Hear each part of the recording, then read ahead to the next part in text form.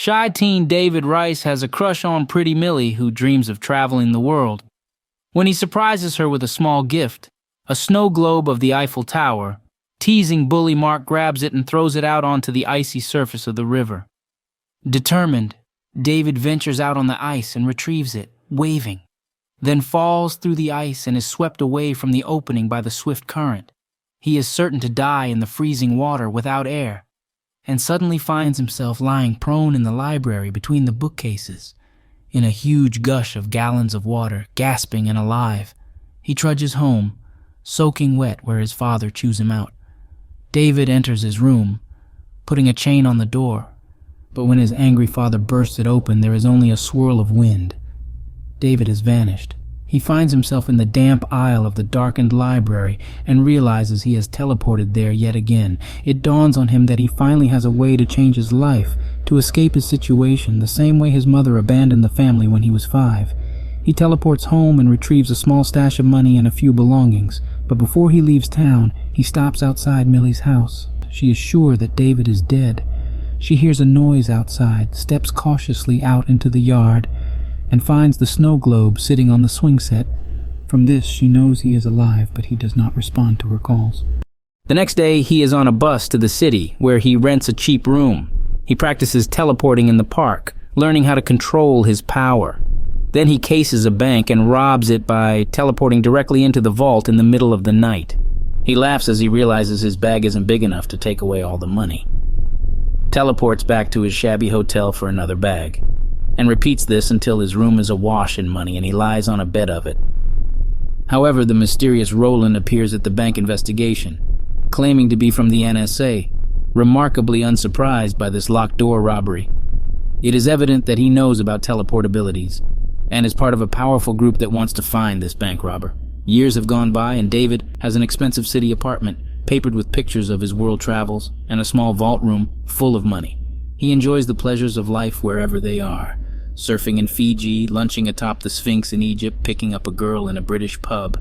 He phases from one spot to another in his home rather than walking even 2 paces, and disregards the troubles of ordinary people shown on television trapped in rising floodwaters. His peace is disturbed by the arrival of Roland, whose electrical weapon and wires prevent David from teleporting. We learn that Roland's mission in life is to destroy jumpers, people who teleport, for only God should have the power to be everywhere.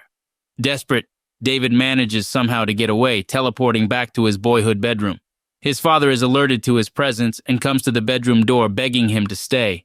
David teleports away as his father forces the door open. His idyllic lifestyle disrupted, he decides to see his lost love, Millie. He finds her still in the same town, working at a bar. His old nemesis Mark manages to start a fight once again. And in a rush, David teleports with him into a bank vault, then leaves him there. Returning to the bar, he asks Millie to go with him to Rome. She is shocked. But as it's her lifelong dream, she can only accept. When they get to Rome, he enjoys her delight as he shows her around the ancient city, but is balked when they find the Colosseum closed. Rather than take no for an answer and return another day, he goes around the corner. And when she catches up, he is holding a gate open to admit her. He continues to open doors from the inside as they pursue their private tour, until they try to go down to the floor of the stadium.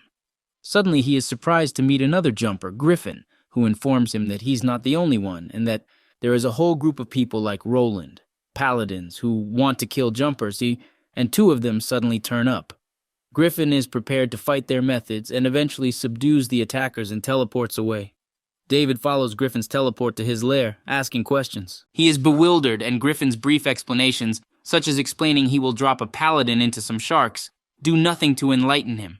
Griffin explains that David cannot afford to have a girlfriend, family, or friends, that they are all dead, that the Paladins will kill them to get to him.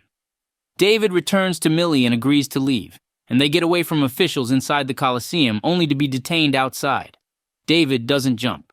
He tells Millie to go back to the hotel, but she refuses.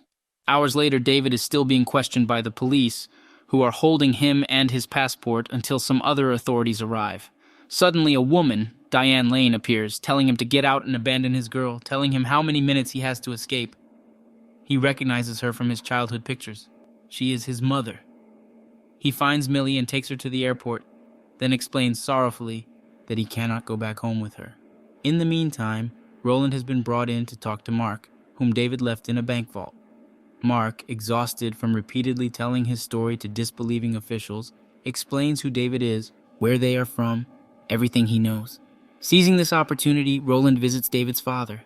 David returns to ask Griffin more questions, and this time, the risk to his family sinks in.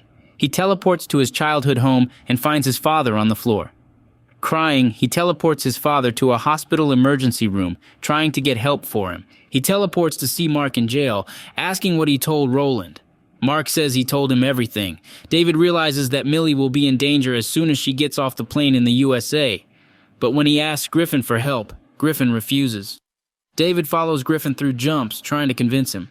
Griffin swipes a car and they ride together, Griffin teleporting the car through traffic as it suits him.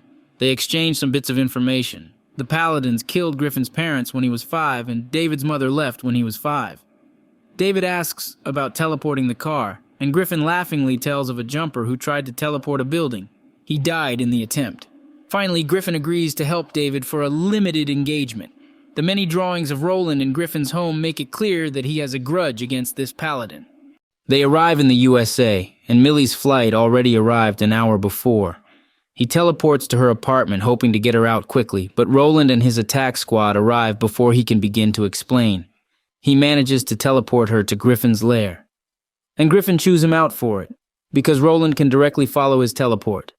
Griffin prepares to abandon his home, but when Roland appears, an epic battle begins. At one point, Griffin teleports a bus at Roland, who manages to dive underneath it as it bounces. David is trapped, webbed up in a corner of the room by Roland's electrical wiring to be disposed of later.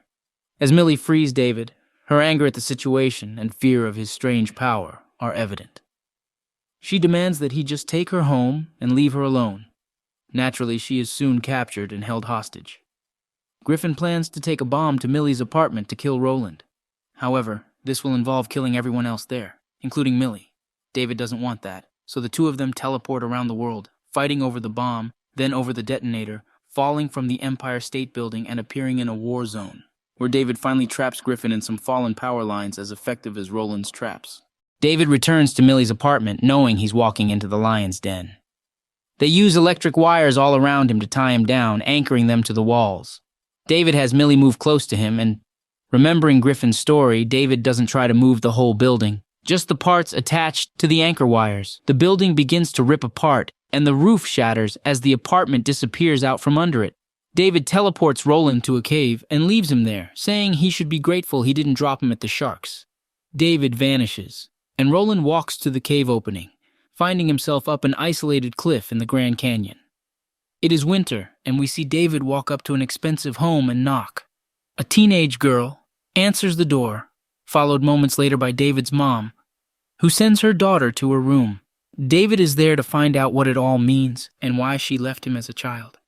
She explains that she is a paladin, and when he made his first teleport at age 5, she could not kill him. So, she left him because she loved him. He thinks she should do more, and she explains that she is, right now, because she's giving him a head start. He realizes he will not get more from her. He leaves the house, and Millie meets him outside.